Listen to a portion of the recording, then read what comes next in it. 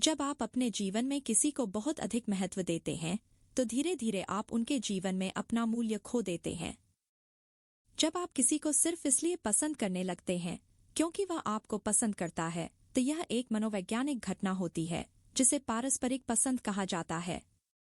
जो चीजें आपको दुख पहुंचाती हैं असल में वही आपको जिंदगी के सबसे बड़े सबक सिखाती हैं। रिश्ते को बनाए रखने के लिए कभी कभी आपको अनजान बनना पड़ता है। यदि आप चाहते हैं कि कोई सच बोले तो उससे सवाल पूछने से पहले उसे हंसाएं। जीवन एक बार मिलने वाला अवसर है।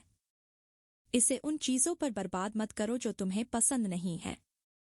यदि कोई आपके बारे में कुछ बुरा कहता है और वह सच है तो खुद को सुधारें, और अगर वह झूठ है तो उस पर हंस दें। कुछ चीजों से बचने का मतलब यह नहीं कि आप उन्हें नहीं चाहते। इसका मतलब है कि आप जानते हैं कि वे आपके लिए सही नहीं हैं। खुश रहो, लोग तुम्हारे साथ रहना चाहेंगे। लोग खुश लोगों को पसंद करते हैं क्योंकि वे खुद भी खुश रहना चाहते हैं। यदि आप गलत निर्णय लेना चाहते हैं तो सबकी राय लो। अपने काम से काम रखने से ज्यादा शांति और कहीं नहीं मिलेगी। बहुमत का अनुसरण मत करो, हमेशा सही रास्ते का अनुसरण करो। शिकायत करके आप बस यह साबित करते हैं कि आप कितने कमजोर हैं। समझदार बनो, सलाह लो, लेकिन यह भी जानो कि किससे लेनी चाहिए। जब कोई आपको अनदेखा करता है लेकिन फिर भी चुपचाप आपका समर्थन करता है तो इसका मतलब है कि आपने उसे चोट पहुंचाई है लेकिन वह अभी भी आपसे प्यार करता है। मनोविज्ञान कहता है कि जब भी आप बुरे मूड में हों तो खुद को मुस्कुराने पर मजबूर करें, इससे आपका मूड बेहतर हो जाएगा। परिपक्वता तब नहीं आती जब हम बड़ी बड़ी बातें करने लगते हैं, बल्कि तब आती है जब हम छोटी छोटी बातें समझने लगते हैं। यदि आप किसी से सच में प्यार करते हैं तो समय और दूरी कभी भी आपको उसे भुलाने नहीं देंगे। लोग सबसे ज्यादा आकर्षक तब लगते हैं जब वे उन चीजों के बारे में बात करते हैं जिनमें उनकी सच में रुचि होती है। यदि कोई आपको लंबे समय बाद संदेश भेजता है तो वह आपसे कुछ पूछना चाहता है। दोबारा शुरुआत करने से कभी मत डरो, यह एक नया अवसर है। यदि आप चाहते हैं कि लोग आपके सुझाव को स्वीकार करें तो उनसे विनम्रता से बात करें। खुद को प्रेरित करो, उन लोगों की मत सुनो जो सिर्फ तुम्हारी गलतियों पर ध्यान देते हैं। आप हर समय मजबूत नहीं रह सकते। कभी कभी अकेले बैठकर अपने आंसू बहा लेना ही सबसे अच्छा होता है। यदि आप महान कार्य नहीं कर सकते तो छोटे कार्यों को महान तरीके से करो। जब आप खुद को सभी नकारात्मकता और नाटक से दूर कर लेते हैं तो आपके जीवन में सुंदर चीजें घटित होती हैं। सबसे पहले माफी मांगने वाला सबसे बहादुर होता है। सबसे पहले माफ करने वाला सबसे मजबूत होता है। और सबसे पहले भूल जाने वाला सबसे खुश होता है।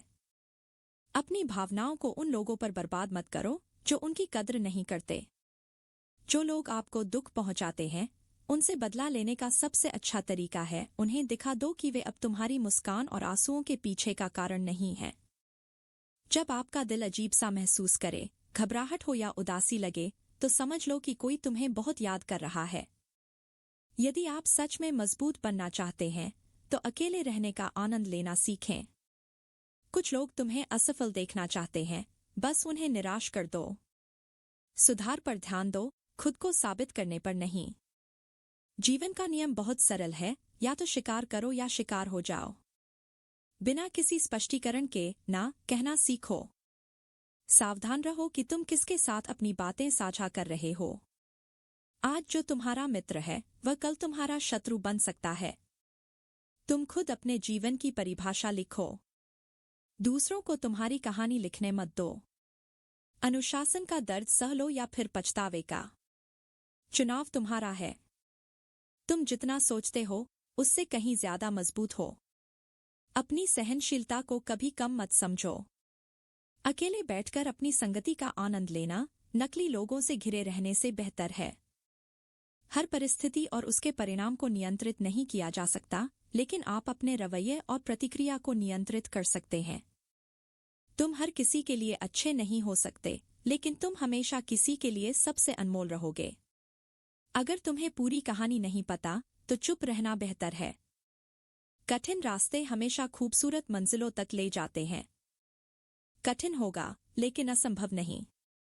नकली लोगों को अपनी छवि बनाए रखनी होती है, असली लोगों को इसकी परवाह नहीं होती। एक सकारात्मक दिमाग हर चीज में अवसर ढूंढ लेता है।